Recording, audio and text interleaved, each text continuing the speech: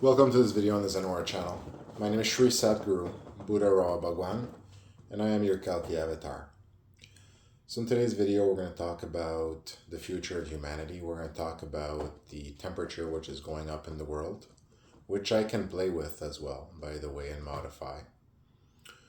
And we're going to talk about temperature changes, which are basically dependent on processes at the divine level.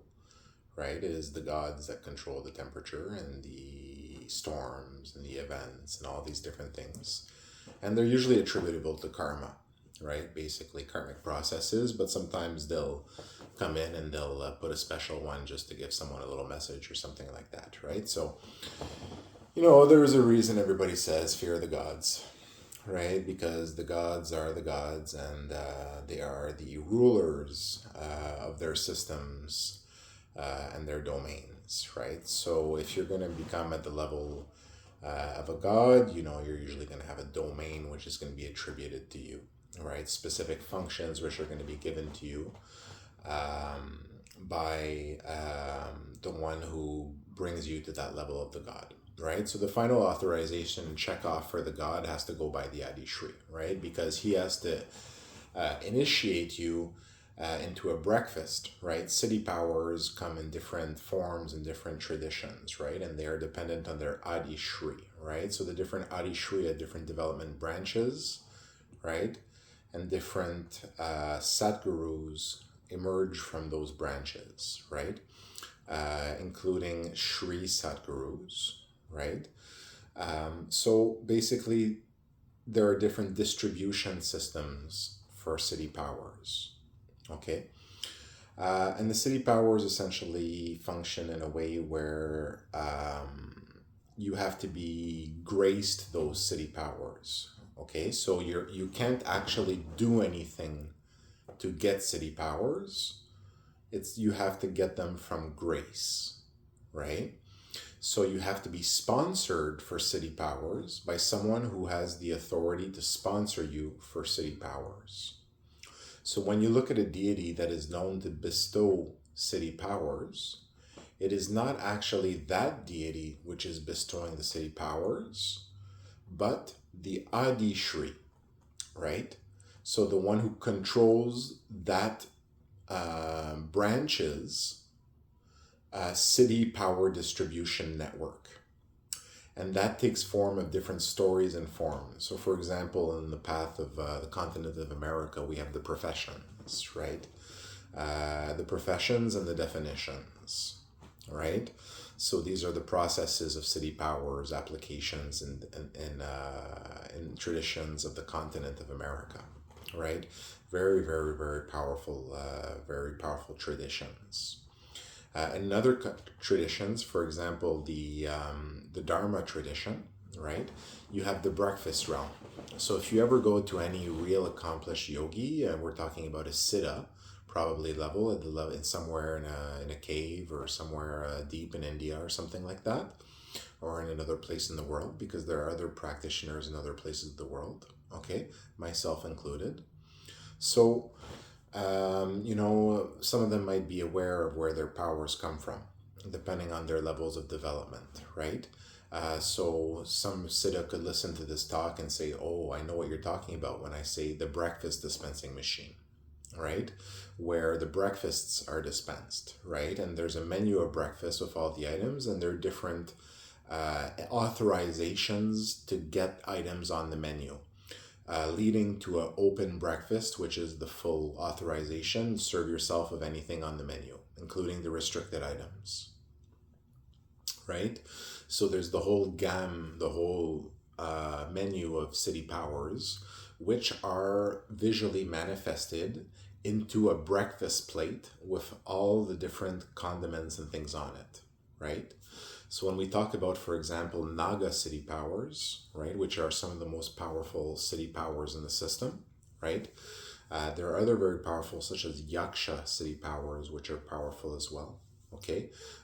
Which can be, for example, the blue peppers or the red peppers, right? But when we talk about the Naga city powers, we talk about the eggs, right? So when you talk about a breakfast, I'm talking, how does the breakfast look?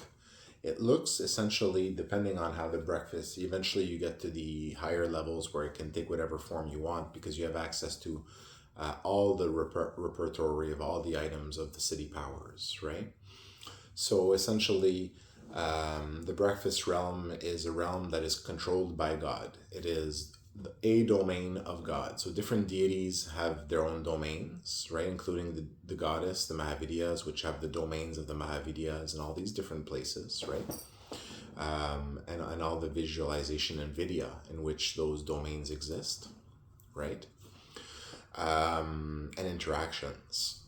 Well, in the same way, God has his domains. So there are different deities, but there's the Father God, right? Who is God himself. So he has his domains. And one of those domains, all the domains of city power application essentially revert down back up to the Adi Shri and the family of the Adi Shri, right? And then there's the first Adi Shri and the reintegration of the Adi Shri, which takes place as well, right? So why do the city powers exist, right? That's another question, right? Why do they exist? Well, the reason they exist is because they're tools to develop creation. So some people fear city powers, don't know what they are, don't know how to use them, spend their life developing how to use them. And that's the point. Okay, that's the point of city powers. To use them, to develop them, to use multiple ones in different combinations and ways and develop in that way. Okay, and see where it brings you. That's the point of city powers. Because the city powers are tools that you are gifted when you make yourself known to the divine in a specific way. Okay, then you take the attention of the divine, me basically. Okay, and that's why I'm telling you this with this knowledge. You get my attention of my systems that take care of that. Okay, or you get the attention of one of the deities. Okay, and then they basically come to me for a sponsorship for you for city powers. So at that point, you can be gifted a plate, for example, in the tradition of India, which is the Western tradition of breakfasts and city plate dispensing. Interesting, eh? So you have Siddhi yogis, Siddha yogis in India, whose city power origin looks like a Western plate of breakfast with meat also on it, right? And eggs. Okay? And the eggs go to the Naga yogis. And it's rare to get an egg. It's rare to get a breakfast. It's hard to get a breakfast because you have to get the notice of a deity, you know? So people say you practice a mantra, you say it 10,000 times, 100,000 times, 1,000,000 times. You get attention maybe of the deity that you're getting closer to, right? Because when you're saying the mantra, you're not just saying it, you're visualizing yourself getting closer and putting yourself at the feet of that deity for anything they want to bless you with, including knowledge of them, right? Basically, and to bless your life. That's basically what it is, because that's what your purpose is, right? In doing that mantra, probably getting closer to divinity and blessing your life. So you can get sponsored by city powers, by divinities that have the ability to sponsor for city powers, right? So why do you have the city powers? Because all the Adi Shri develop their streams of creation. In the division of the Adi Shri, from the first Adi Shri, okay, so follow the order of creation. We're going to follow from the top. Mahavishnu, right? Parasiva, Siva, Paradishri, Adishri, right? And then the separation of the universe, right? The exploration of itself, the division of the Adi Shri into the first family of Shri, from the first Shri, Om Tek, right? So first, then a couple more, then a couple more, then a couple more in the first family, the Adi Shri. And they control the city power distribution networks of everyone on the planet. And there are different Adi Shri of different branches. Some that take incarnation and some that are not in our incarnation. So there are also other primal levels of Shris other than the Adi Shri, but that's another story. So there are the 5 as well. And other very, very, very important primal Shris of the system. But the Adi Shri were the first. And remain today the most powerful. Not to say that the others are not popular, but the others also depend on the Adi Shri. So there's no competition. But in a way there is competition, because in the stories of integration and reintegration, there's always that competition element, right? So why is there city powers? So that you can use them to grow. And use them in different ways to grow in different ways. So they are tools to grow spiritually, materially, mentally, in the heart, in all of these ways. So the city powers are tools that are meant to be used, not to be afraid of, but also, like any tool, not to be used for harm, except when you have no choice. So city powers, for example, a hammer, you don't use a hammer to go hit someone on the head, right? You don't do that in society. Well, the same thing, you're not supposed to use city powers to attack someone for no reason. But if that person's coming to hurt you in your home or something like that, self-defense.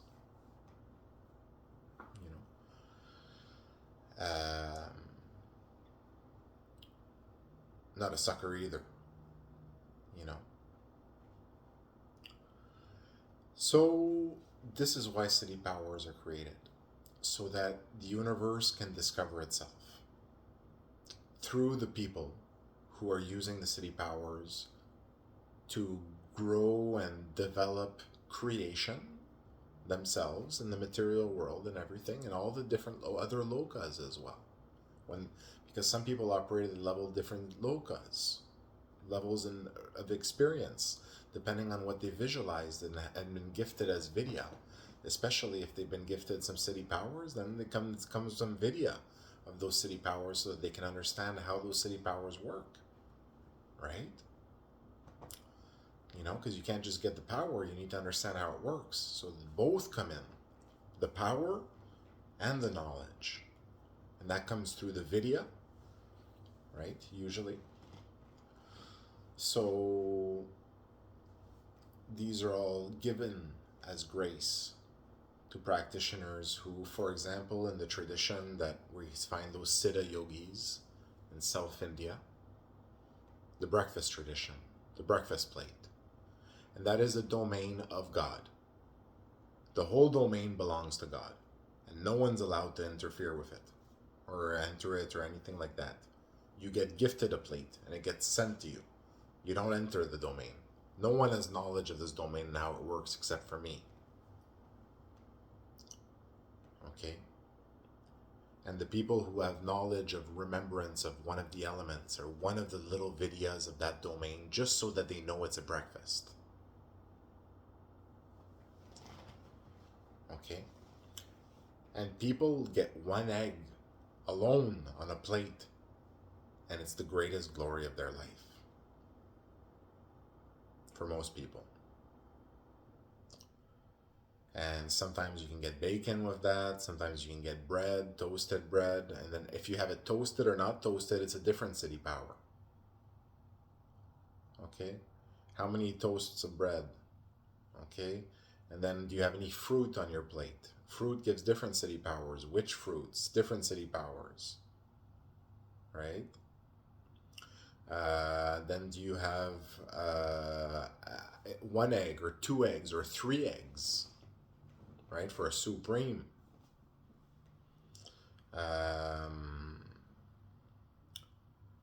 And there's also the realm behind where the plates come from, and the whole kitchen behind. So all the city power Adi Shri systems have their Adi Shri. Okay. The professions and the definitions also have their menus as well, right? And these are city powers that are also in these professions and traditions that are also given to sorcerers as well.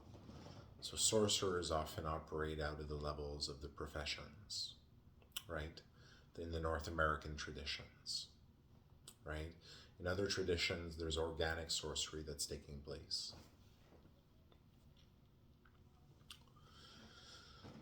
So all the powers come at the origin from God. Okay? So all the systems for power distribution to human beings exist. So the human beings actually do not have the power until it is given to them through grace. And that is how power works. There's some people who have that grace in their bloodline. Okay? Because these are going to be people that are central to the story. These are some people that are going to be the major characters of the story. Okay? Who basically have those deep stories of origin that give them powers through who they are, and that's transmitted because they're considered very important bloodlines of the story. Okay, very important people. So you know how you have sites like those sites online that test your ancestry and all those things. Well, people they test bloodlines, right, and all these different things, right, and origins, and make correlations and all these different things. So some people get different city powers from different systems of city power distribution. The eggs are Naga eggs. Okay, so you actually have separate video. When you get an egg, you get separate video of getting the egg given to you. So you see the egg in front of you, and you see the darkness and all these things, and then the eggs, and you have your different types of eggs, and you have your symbols on your eggs, and the different symbols represent different city powers that are gifted to you on each egg, basically, individually. So each egg gives you a different city power. All right, these are Naga eggs, the legendary Naga eggs that give city power, the dragon eggs of power, they're called, right? Which give power in the system. So these can be gifted by someone who has the authority in Wara to gift the dragon eggs to a disciple, right? And it's usually a very restricted process because it's basically coming directly from the Adi Satguru of the Wara lineage, who is the Adi Satguru of all the lineages that exist, all the paramparas that exist, the Sikh parampara, the Hindu parampara, Sanatana Dharma, all these things. Now going to the Tej lineage and the Aztec and the Maya, the origin of all of that, the origin of all the paramparas. Okay? So city powers come from the Adi Shri. And there are different Adi Shri, so there are different city power distribution trees and systems in the system. So depending on the culture and basically technically the continent, okay, and the area of the world, that is the distribution of the Adi Shri. They have their areas of the world in which they develop, basically. And they are the first level developers of the world, right? They are the ones who are at that highest level where they control who gets the powers and how they develop with them, because they can also have authority over those that fall under them in lineage, right? So as I've been entering the story in Shiva avatars for a long time now, setting up all the stories, setting up the religions, all these different things, putting all the processes in place for everything to work out, going to different areas of the world as avatar. I remember being at the top of the pyramids in Mexico, in the Aztec times, just as much as I remember being in Egypt in old times, just as much as I remember the battle with Ravana in the end. when the elder took him down by stabbing him in the thigh with a dagger, by hiding behind the rock, and when all the other elders fell in the battle in the cave, and all these things. And when Rama came in the cave later and found the body of Ravana and basically came back to his village and announced to his best friend that he had found Ravana dead after going into the caves. And his best friend was a beautiful poet who created a wonderful story, who he told in the equivalent of taverns at the time, reunion spots. And the tale spread in the land. The tale told by that man, his friend, about Rama the hunter, the prince of Ayodhya, who, who took down the great Ravana, right? And the story spread in the land, but much of the knowledge of the land fell on that day because all the elders of all the traditions ambushed Ravana, and Ravana basically had a handheld flamethrower. So he just opened his hand and it would shoot fire. And he saw them all jump him after they had ambushed him. And he basically flamethrowed all the elders that ambushed him in the cave. But one elder who had spent the night before with his apprentice working charms and earrings with glue and all these different things in the caves before that. Anyways, he hid behind a big rock, a small rock actually, but big enough to hide him. When the flame went, and Ravana thought he had killed them all, and in a moment of inattention, he looked down because they had trapped him, right? So what they had done is they had lured him into the cave by pretending that the empires would surrender to his forces. So they used a Trojan horse, right? What they did is they took the top of the Great Pyramid and they took it off, the capstone, and they brought it by caravan all the way to the cave, and they put it in the cave as an offering of submission in war to Ravana, right? But when Ravana came in, what they did is they had drilled into the cave a small hole, right? A small a water tunnel into the cave. So when Ravana came in, they opened up the water, and the water started spreading in the cave. And it didn't go up that high at the beginning, but it went up to his feet and his ankles. And Ravana knew at that time that he had been captured, because what they did is they had ridden a seal into the cave, on the ground of the seal in the cave, a reflecting prism seal. So what they did is they basically, if someone is killed in a reflecting prism seal, right, and doesn't have the means to exit a prism binding, and they're killed in that way in a prison binding, right? They can be basically captured into their soul, essentially can be captured into an object, right? Rather than it moving on to the next stage. So it basically gets stuck, right, in something. If you capture it, as long as the prism seal holds and is empowered by the magic of that's empowering that prism seal, right? So as long as you have a deity that's willing to impose that magical restriction on that being, right? So that has to come from an elder, someone who's close to the divine, and has to have the support of their divine, the one they would intervene with at the level of the divinity, right?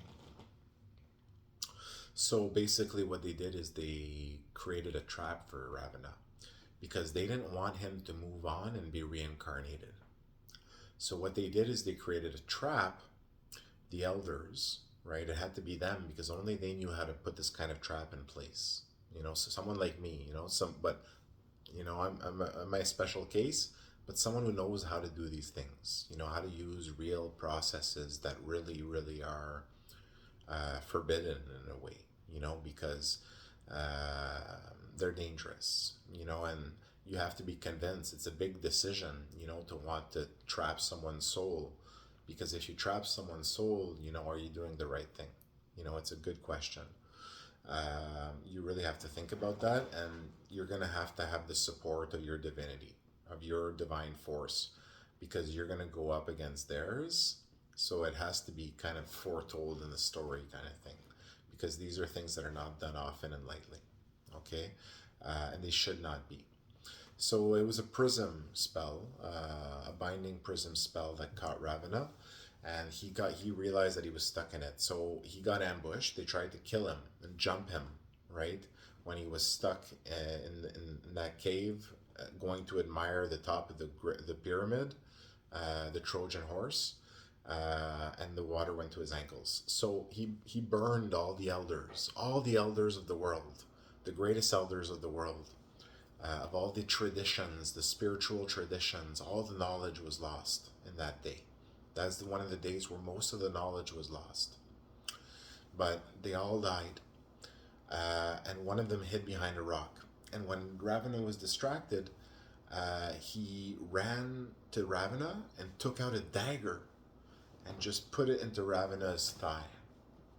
And then Ravana killed him. But the dagger killed Ravana. It was the end of Ravana. And he died because it killed him. And he died in that spot on the prism. And his soul resides today still in that cave, in the wall of that cave, held by that prism spell, right? In a very, very, very, very, a place that is a tomb, right, for him. So let's get back to Siddhi powers. Okay, Siddhi powers come from a source. They come from a place. They come for a reason. Okay, and they come so that you can use them to develop the world around you in different ways. And to use combination of Siddhi powers to give a more vast amplitude to the ways we can develop the world. They empower the practitioner to change the world in the way that they imagine it. So it gives a practitioner more priority in changing and maintaining the world, because it can also be seen in the perspective of judgment, right? So if you're given Siddhi powers, maybe it's for a reason, to show that you have responsibility and use them responsibly to be a protector of the Dharma and creation, right? So that you can earn more Siddhi powers and greater responsibilities in the system. Because with power comes responsibility. Everybody knows this, right? They are synonymous. If not, there is no order, right? So Siddhi powers exist. They are real. And there are different types of powers coming from different sources. There are also, apart from Siddhi powers, other places where they come from. Okay? There's the powers of when the devil roamed the land. Okay? That twin of God, who is his other side, his mischievous side, who's pulling a little mischievous tricks, who's created by God as a duplicate of him to do those things that God couldn't consciously do, you know? Conscionably? Anyways, I don't know how to say that. And remain proper, right? In this computer system in which we exist. Such as go to all places in the world and sleep with many women. So the devil did do this. And yes, I have the memories of when he did do that, and entering into some women's homes and all these things in different places of the land. But that's because I have the memories of everything, because I'm Vishnu. Not because I'm particularly the devil.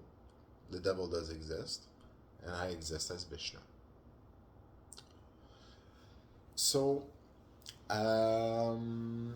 so I remember sleeping with many, many women as the devil. And visiting the land and the women of the land all over the planet, and creating progeny with them. Many, many married women as well. going into their beds at night. And this gave birth to the witches, right? There are other types of witches as well, witches who get a personal intervention. So they've demonstrated that they can be really relied upon. So God comes into their mind and talks to them in their mind and gives them powers. These are other witches as well. So as you can see,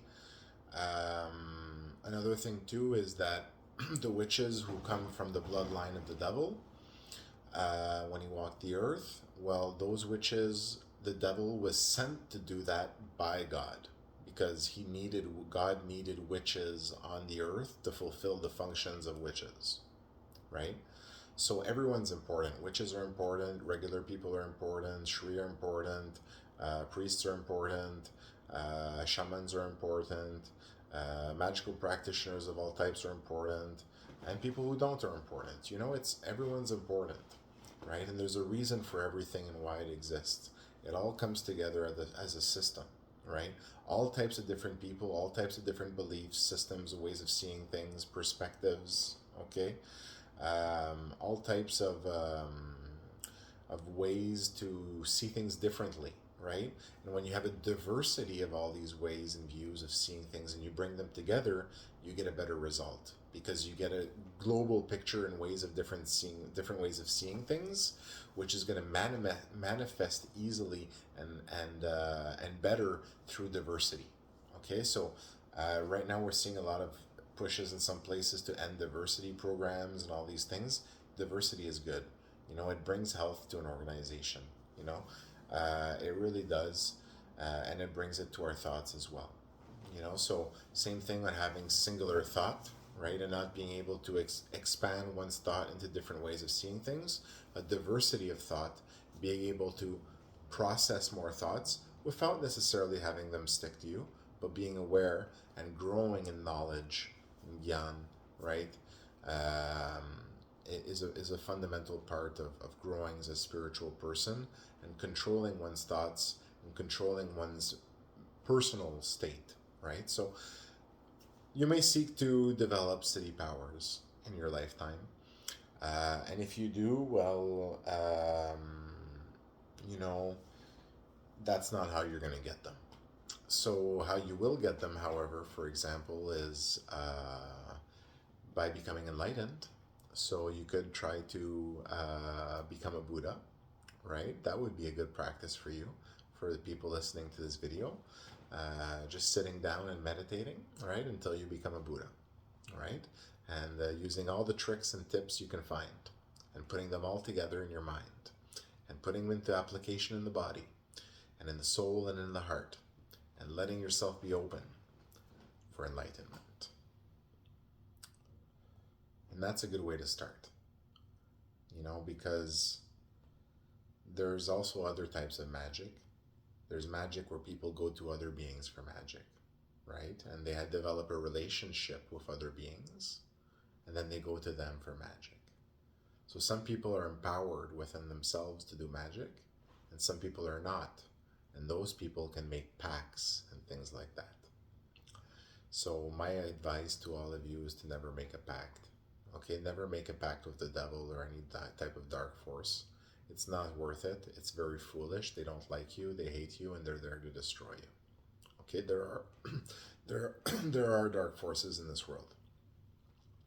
So never make a pact, right, with any type of dark force. Stay away from that stuff. It is a way to get power temporarily, and very limited power as well, because they're not interested in giving you significant power. If you want to get real power in this system, you're going to have to develop as a spiritual being, develop your Shakti, and once you develop your Shakti, you will grow in power by definition. Okay? And how is this going to happen? This is going to happen through opportune moments in your life when you're going to have to make the right decision in your life. So one of these decisions, for example, is when you meet a Sadguru. Okay? If you ever fall in a Sadguru in your life, and have a moment of recognition where you understand that you're in a moment with a Sadguru, a real Sadguru, okay, that means that's your Sadguru. If you don't already have a Sadguru, that's your Sadguru, okay? And anyways, the Sadguru is always the Sadguru. So that's your Sadguru.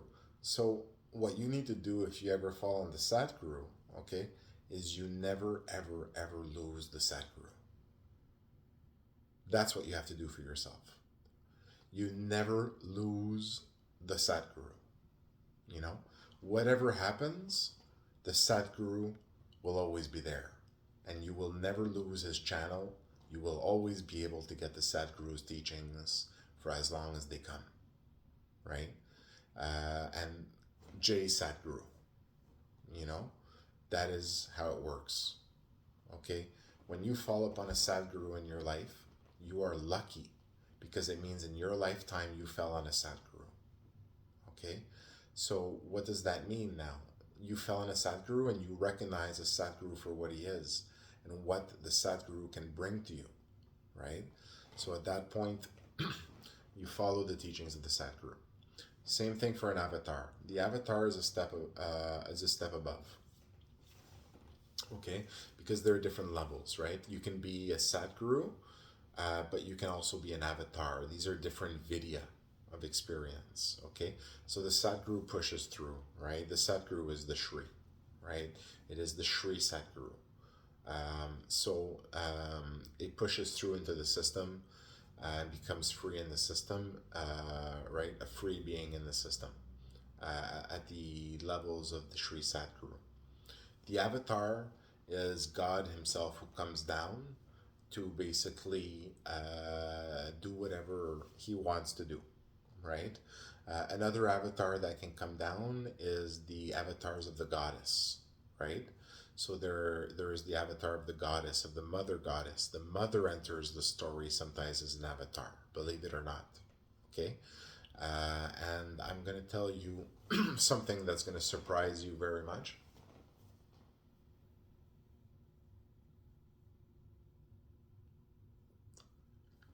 The mother goddess is incarnated right now on Earth. So that's a big one. Okay, I hadn't revealed that, and I just asked her right now if it was okay if I talked about that. But she's incarnated right now here on Earth. Okay, so an incarnation, okay, is basically taking form, right? There are different forms of incarnations. Okay, there are incarnations in forms, right? But an incarnation means a form, right? And then you have basically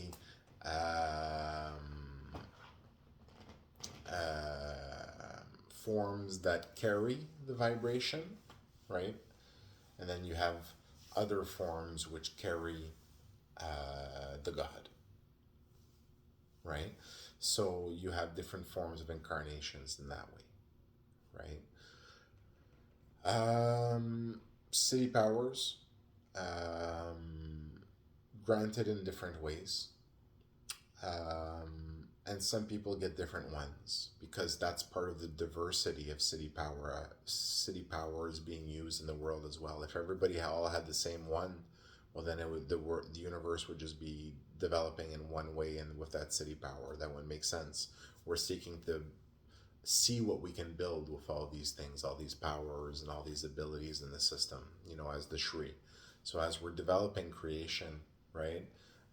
As the Mahadeva, right, the great developer of the system, we basically distribute city powers so that in variety, so that combinations of city powers can be used in different ways by different practitioners in different life circumstances with the evolution of society and technology in combination, so that we can come to new results of development, including new arts and ways of seeing things and technologies themselves and all these different things, which come with different understandings of how to use the world, right? So the city powers also, as you become empowered in city powers, you basically get empowered as a deva, right? That gets city powers, and these city powers essentially give you more abilities as a developer, right? Deva, developer, right? You get more empowerment, more light as a developer, right? As a being of God, a deva, to use that light to develop in what you're allowed to develop at the level that you're at in the system. right? And as you grow in Shakti, as you grow in spiritual power and spiritual ability, right? You grow as a spiritual being, and you grow in your ability to hold, project, and receive, right? Which are the three functions of creation as a spiritual practitioner, right? So you receive the Shakti, you hold the Shakti, and you project the Shakti, right? So the processes of receiving and projecting, right? The process of the bowl, right? So Siddhi powers come from different places, okay, and they always come from the Adi Shri. Okay, so depending on who your Adi Shri is, that's where your Siddhi powers come from. Now, the Adi Shri are also not just male, there are also female Adi Shri. Okay, so the Adi Shri are the gods of the system, okay? The first gods to ever be put in form, okay? So that's what they're known as, the Adi Shri. And they are an expansion of the first Adi Shri, and they themselves expand in flowerings and branches of the tree of life and creation into other lineages which expand, right? Into smaller branches, right? Of the trees of the parampara. Okay, so the Adi Shri are the source of the parampara. Okay, as the avatar of Shiva establish the parampara systems in all the areas of the worlds and traditions. Well, this parampara system was also established by other Adi Shri, okay, because Shiva is one of the Adi Shri, right? However, Siva, right, is Paradi Shri, right? Higher than Adi Shri, right? At the level of the creator of the heavens, right? And then you have Parasiva, higher, right? Which is above Siva in the system, Mahavishnu, right? And then you have Mahavishnu, all pervading in the system, Narayan, the all pervading one, right? Which means that in all the stories of all levels of downward, upward, and sideways programming in the computer system in which we exist, okay, and all bubbles of creation that exist, all pervading, okay, the God of all parts of the system in the greater computer, okay, and not just that, God above the creator God that created it, right? The culmination of God becoming really all pervading, which is the purpose of the Kala Chakra. You may have heard of the Kala Chakra.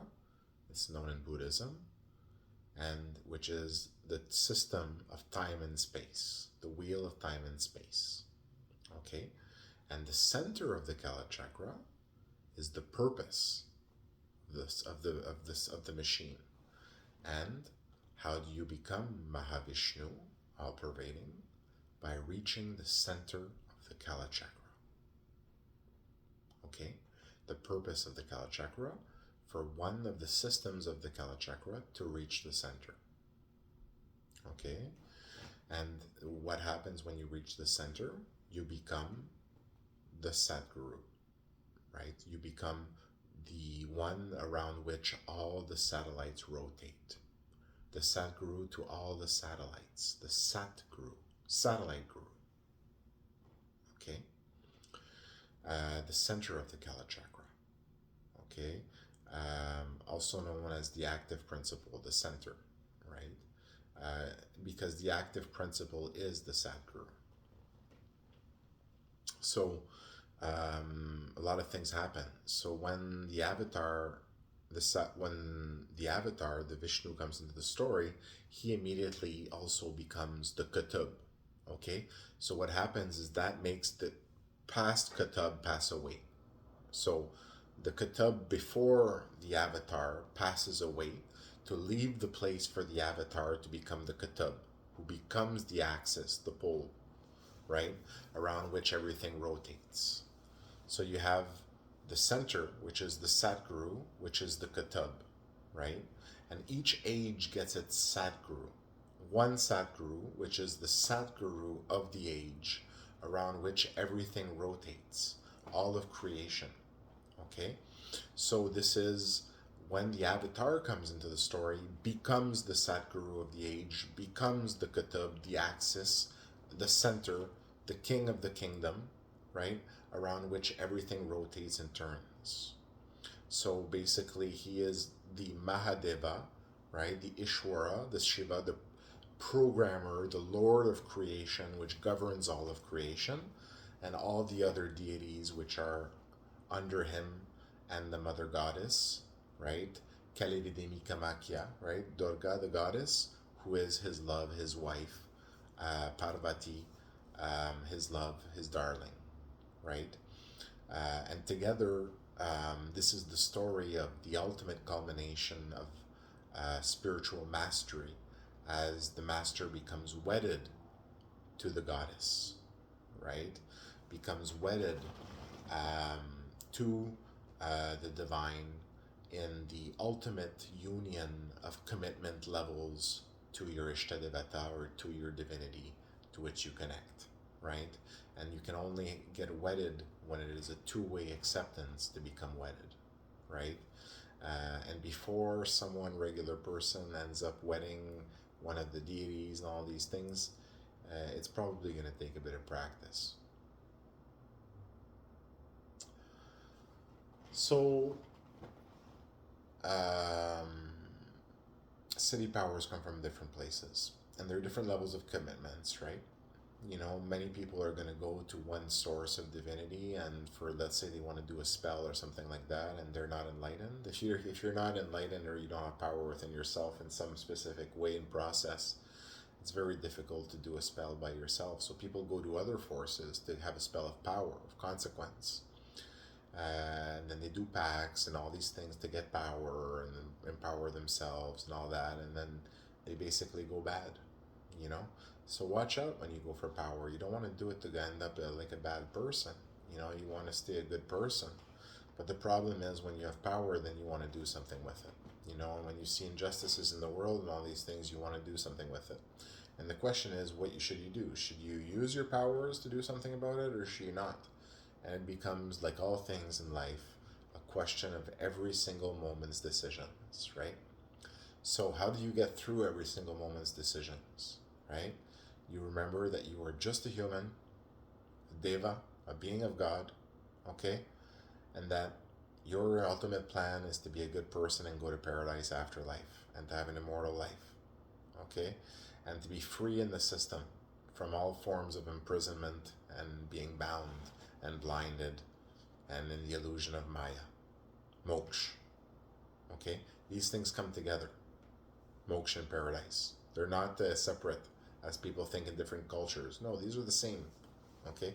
Just different parts of it, of the experience, okay? Of growing. An immortal life. Eternal life, right? Sanatana Dharma. The eternal life. So, city powers come from different places, and city powers are gifted to different beings, and there are different types of beings with power, right? So we live in a world where beings have powers, okay, where spiritual beings exist, magical powers exist, fantastic things are possible, and the reason for all these mystical and magical world and divine and spiritual world is so that we can build the world in a more marvelous way. So we should not seek to stifle these things within ourselves and culture and society. We should not seek to be afraid of them, but we should trust our people enough not to use them for bad intent, right? And I'm going to tell you, it's difficult. Like, I have all these spiritual powers, and I see the things happening in the world, and I do use them, but I use them conditionally, I really, really wait till the last moment, and I try not to, I do it when I just can't take it no more, all right? Because it becomes a point where, you're not going to be hopefully spending every part of your day trying to solve all the world's problems. Focus on one problem at a time, and you'll see that by resolving one problem at a time, soon you'll have resolved two, and then you'll have resolved three, right? And if you can solve the problems at the root level, right, the at the level of the cause, not the consequence. Don't solve the consequence. Deal with the consequences, but don't solve the consequence. Solve the cause at the root level. Then you can really deal with problems. Okay? Same thing with meditation. Okay? If you've got challenges in meditation,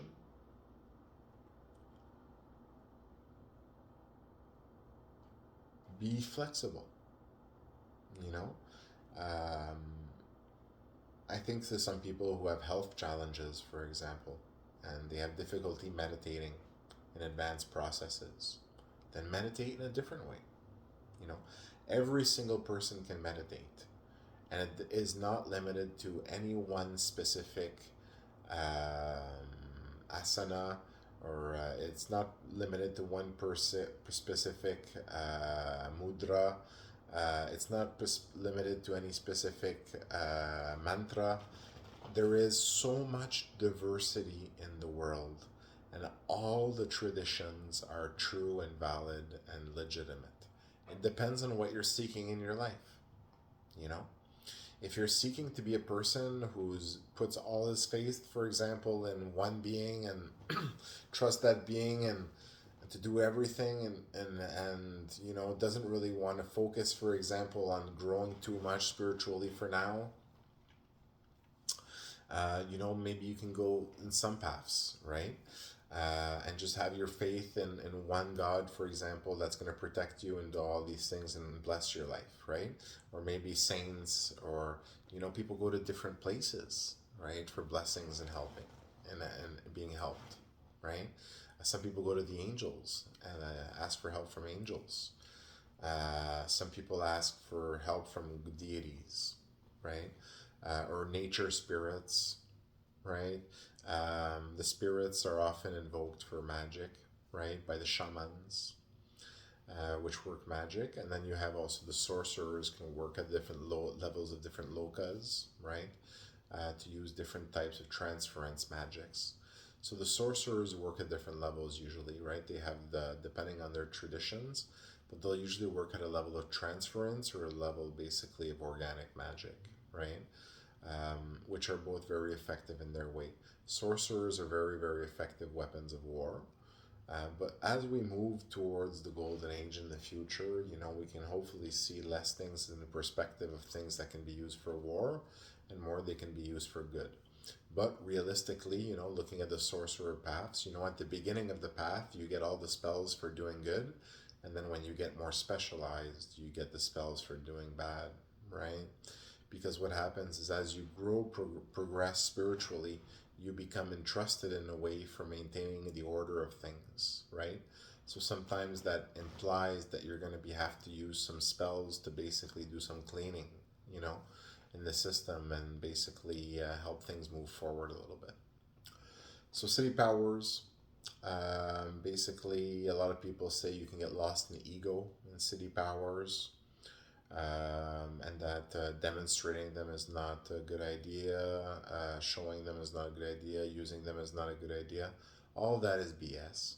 They don't understand Siddhi powers, they didn't create it, they don't know how it works, so I'm telling you how it is. These are tools to help you develop spiritually into new ways. And basically what happens is that some of these Siddhi powers, when you get to the breakfast Siddhi powers, okay, which are some of the most powerful breakfasts, okay, the breakfast Siddhi powers, these are the powers of Sanatana Dharma, okay, and the practitioners of Sanatana Dharma.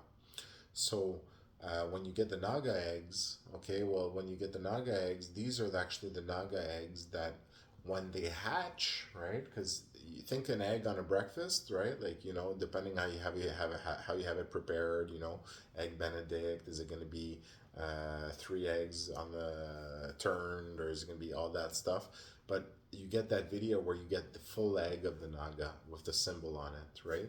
So what are you going to get as Siddhi powers, and how are you going to use those Siddhi powers together to grow spiritually, as a person, and materially, and your story basically? How are you going to contribute to creating a beautiful story as an individual for the story in general.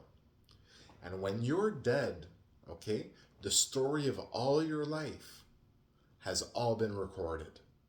So right now, all around you, every single piece of air and furniture and everything around you is recording you. That's a way of seeing it. The system is recording you at all times. And your whole story is being basically put into a memory container to be played as that was your story.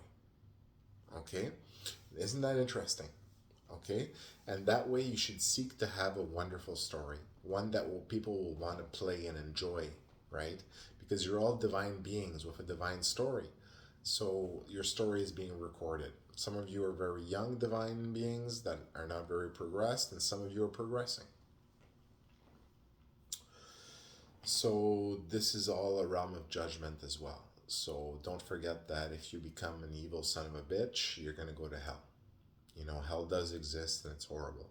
So don't go there. Okay? Be a good person. And that speaks for itself. Be a compassionate person, right? And a person of honor, and not a person of pride, not a person of ego. And remember that you should serve society, and society should not serve you. So when you stop serving society, right? Well, you should not be in a position of authority over society. These are general rules to follow for people. So Siddhi powers, a good talk, almost an hour. Why they exist? So that people can use them to develop the world in marvelous ways. Okay? To empower gradually devas to be more proficient developers in the story. To grow them spiritually, to give them the tools to grow spiritually. And when the Naga eggs hatch, that is called enlightenment. It enlightens the neural matrix of the egg, which is connected to the mind. Enlightening the mind and the being. The culmination of the yoga of the Naga yogi. And there are those that have illumined one egg, or two or three.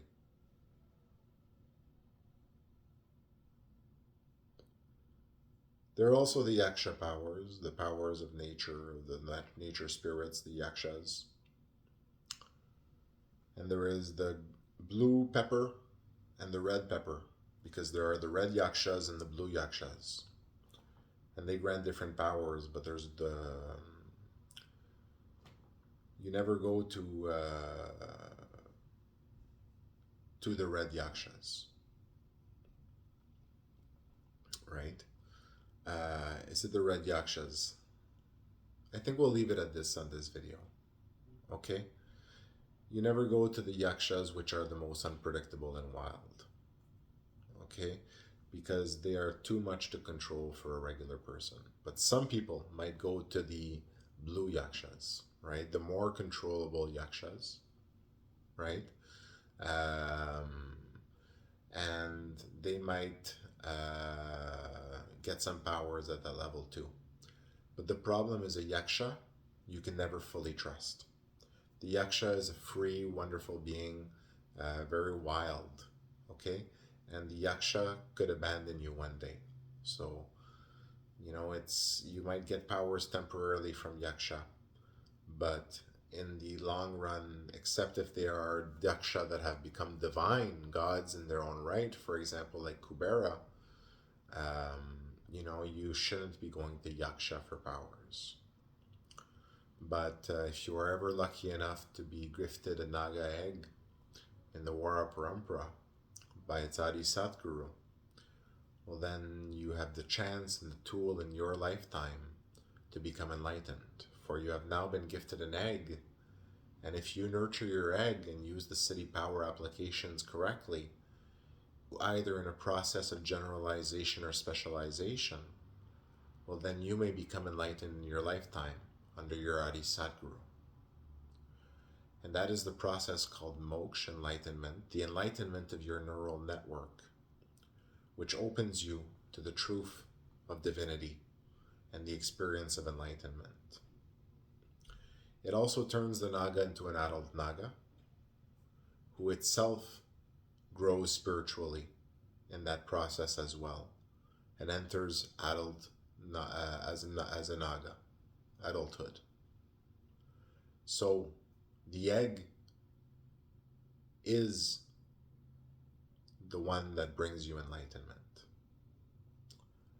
The one, visualize the egg cracks and there's a neural net that comes out and enlightens in color. And there are different colors of enlightenment of neural nets as well, depending on the egg. Right? And some eggs surprise in the color in which they develop as well. And in this way, different beings get enlightened in different colors and in different symbols.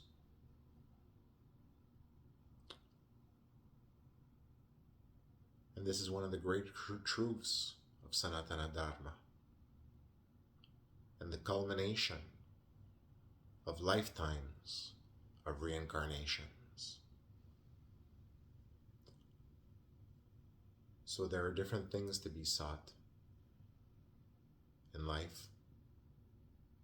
It's nice to have a nice car. It's nice to have city powers.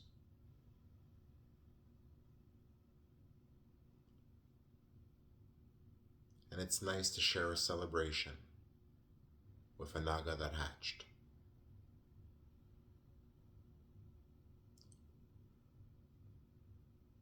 So there is a symbiosis between all things in life. And you are basically connected to delivery systems which deliver things into you and your mind all the time. Hidden delivery systems and visual ones.